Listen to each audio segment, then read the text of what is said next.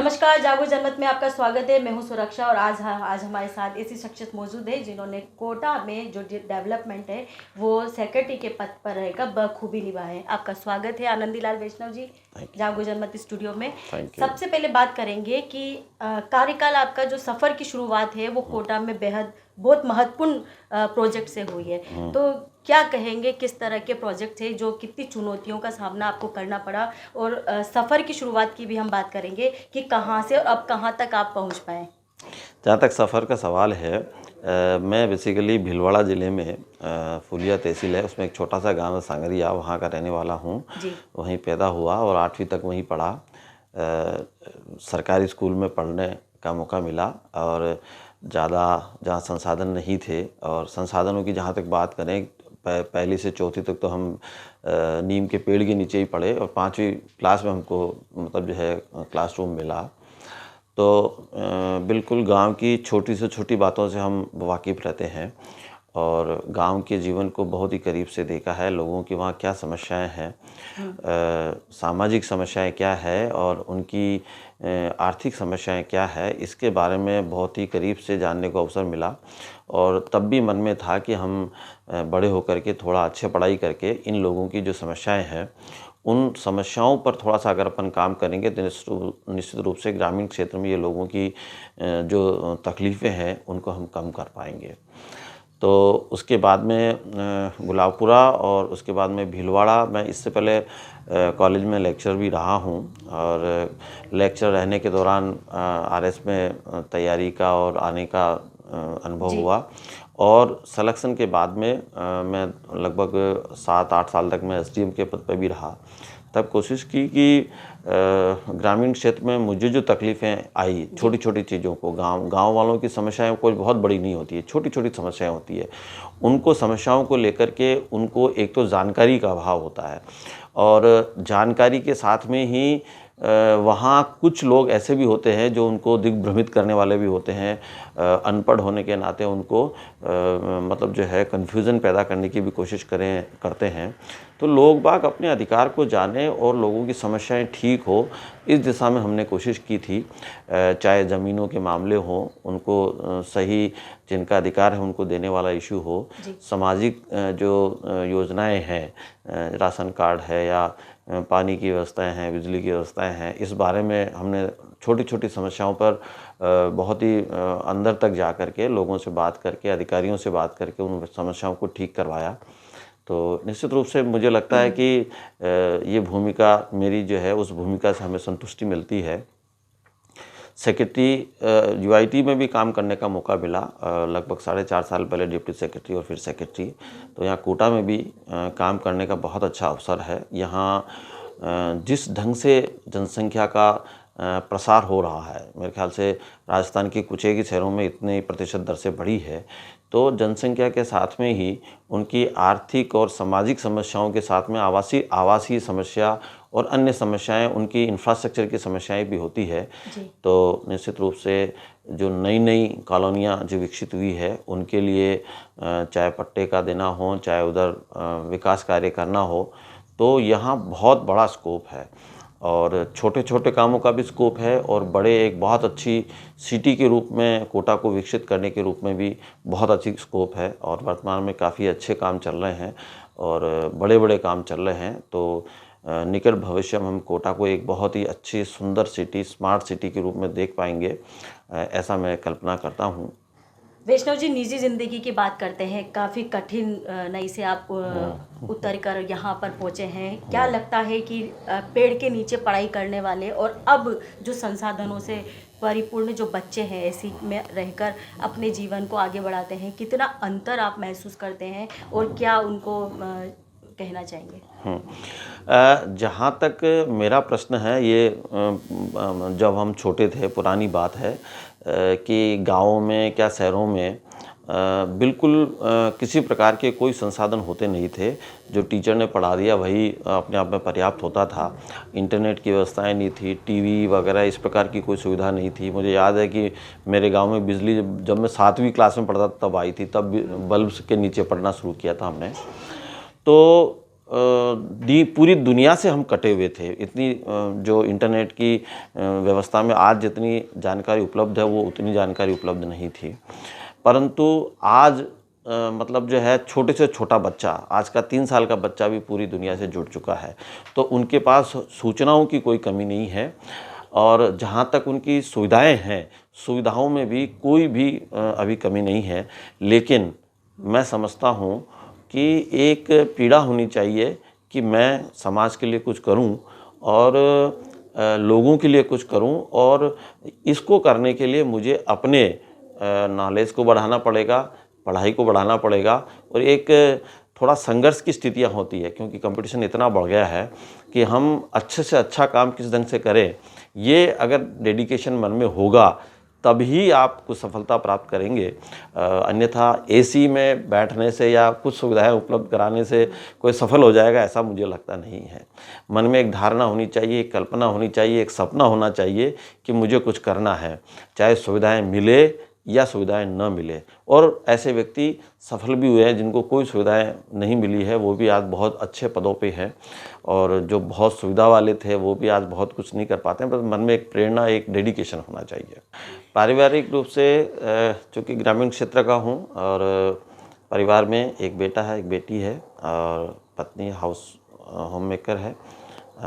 दोनों ने जहाँ जहाँ हम पोस्टिंग होती रही वही स्कूल हम साथ ही रखे, तो स्कूल जो है हमें हिंदी मीडियम के भी मिले, बच्चों को हिंदी मीडियम की पढ़ाई करनी पड़ी, लेकिन बच्चों की थोड़ा सा डेडिकेशन मुझे लगा और कोटा का उसमें बहुत ही अहम रोल मानता हूँ मैं कि यहाँ मेरा पोस्टिंग होने के बाद में कोचिंग वोचिंग लेने के बाद में बेटे का इंजीनियरिंग में और बेटी का RPMT में सिलेक्शन हो गया और आज US में जॉब कर रहा है। और ये केवल और कोटा की मेहरबानी है कि मैं मानता हूँ कि ये मेरे जीवन में अहम बदलाव हुआ है।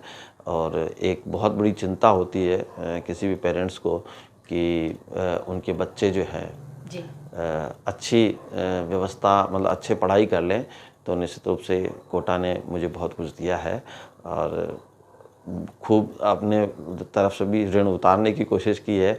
फिर भविष्य में मौका मिलेगा तो निश्चित रूप से कोटा की और सेवा करेंगे। कभी मलल रहा कुर्सी पर बैठकर जो निर्णय होते हैं वास्तविक, उसको धरातल पर करने में कहीं कठिनाई आपको नजर आई? हाँ, कठिनाई तो नेचुरली हर निर्णय के उसमें आती है। हम क्या चाहते हैं, व्यवस्थाओं के अकॉर्डिंग जो भी सरकारी रूल्स रेगुलेशंस हैं उसके अकॉर्डिंग काम करें, पर बहुत सी समस्याएं होती, लोगों की अपनी समस्याएं होती है, उनकी अपनी तकलीफ़ें होती है, राजनीतिक व्यवस्थाएं होती है।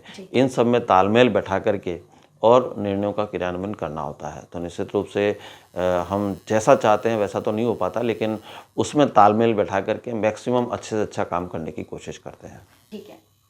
ब्यूरोक्रेसी में रहकर लगता है कि अब वैष्णव जी की आगे की कुछ प्लानिंग होगी, जिस तरह से आपने कहा है कि मुझे ऐसे बच्चों के लिए भी कुछ करना है डेवलपमेंट के लिए, क्योंकि आप गांव से उठकर आप शहर की तो अभी मैं राज्य स्तर पर हूँ और इंडस्ट्रियल जो इन्वेस्टमेंट प्रमोशन स्कीम्स जो हैं उसमें बिफ्स ब्यूरो ऑफ इन्वेस्टमेंट प्रमोशन में कार्यरत हूँ।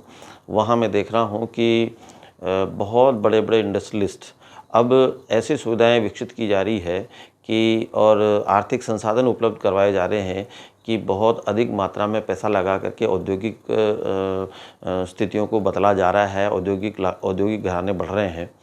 तो मुझे ऐसा लगता है कि इतने बड़े उद्योग न भी लगें, ग्रामीण क्षेत्र में आज की तारीख में बेरोज़गारी की बहुत अधिक समस्या है और ग्रामीण क्षेत्रों में ऐसे उद्योग लगाए जाएं जहाँ जिनका एग्रीकल्चर प्रोडक्ट यानी कि इनपुट वहीं से मिले, और इनपुट न भी मिले तो आसपास से इनपुट लाएं और लोगों को रोज़गार अगर वहीं ग्रामीण क्षेत्र पे अगर मिलने लगेगा तो निश्चित रूप से मेरा मानना है कि ग्रामीण क्षेत्र में लोगों का ठहराव भी होगा, ग्रामीण क्षेत्र में सुविधाएं भी बढ़ेगी और अच्छे स्कूल्स और अच्छी व्यवस्थाएं होंगी तो ग्रामीण क्षेत्र के लोगों को आगे बढ़ने का मौका मिलेगा।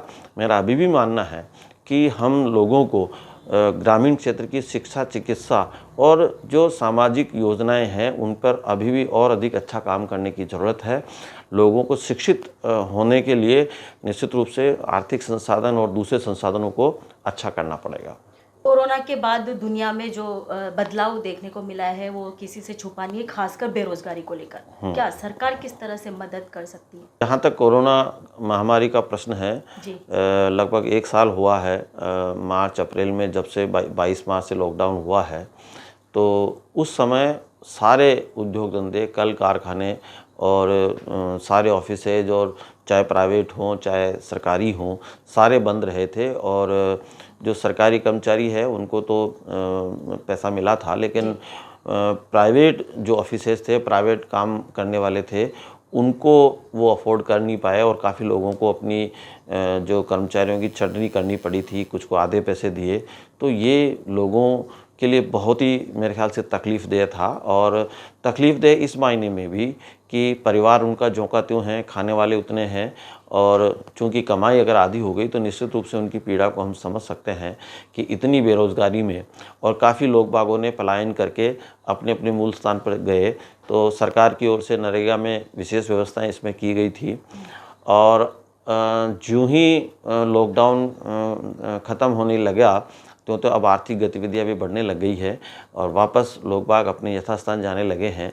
लेकिन उस समय की बेरोज़गारी ने पूरे जनमानस को, मतलब उसका कई प्रकार से कई मल्टीपल इफ़ेक्ट्स हुए थे। बेरोज़गार रहेगा, आमदनी नहीं होगी तो वो किसी भी प्रकार का खर्च नहीं कर पाएगा। जब उसके हाथ में खर्च नहीं होगा, पैसा खर्च करने के लिए नहीं होगा, तो तमाम उद्योग धंधे, बाज़ार पे और आर्थिक गतिविधियों पे भी उसका बुरा असर पड़ता है। तो न केवल बेरोज़गारों को इसका मतलब दुखद झेलना पड़ा, बल्कि पूरे आर्थिक व्यवस्थाओं का इसका जो दुष्परिणाम झेलने पड़े थे। तो हमें जो अब लगता है कि हम तैयार हैं। हम अभी तैयार तो हैं, पूर्ववत जो स्थितियां तो आई नहीं है, लेकिन फिर भी मेरा मानना है कि जो कृषि के साथ के जो जैसे दुग्ध, भेड़ पालन है, पशुपालन है, या उनसे रिलेटेड छोटे छोटे उद्योग धंधे हैं, और जो ग्रामीण क्षेत्र में अपने लेवल पे कुछ हो सकता है, ऐसी चीज़ों का निर्माण, या ऐसा कोई उद्योग धंधा जो ग्रामीण क्षेत्र में लग करके वहाँ के लोगों को बेरोज़गारी से बचाए, ऐसे चीज़ों पर बहुत अधिक फोकस करना पड़ेगा, ताकि हम अपनी मतलब औद्योगिक प्रगति की राह पे फिर से लौट सकें, पटरी पे लौट सकें।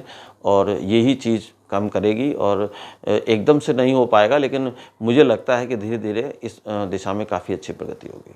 बेरोजगारों के लिए आप केंद्र सरकार की बात करें या राज्य सरकार की बात करें, लेकिन क्या लगता है कि कहीं ना कहीं अभी भी कहीं कमी है सिस्टम में कमी काफ़ी हो सकती है।